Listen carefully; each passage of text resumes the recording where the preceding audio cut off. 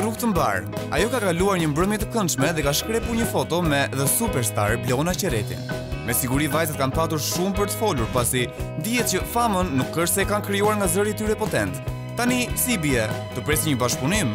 Jo, më mirë jo.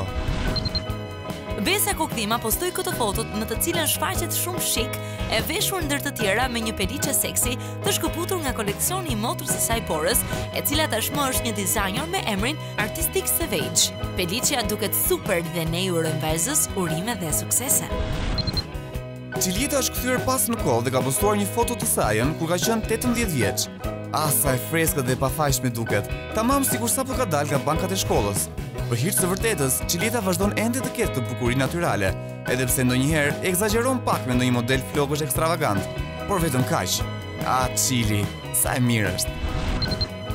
Era i Strefi vazhdon me postimin e fotove nga backstage i klipit të saj më të ri, i cili pritet të dalë së shpejti.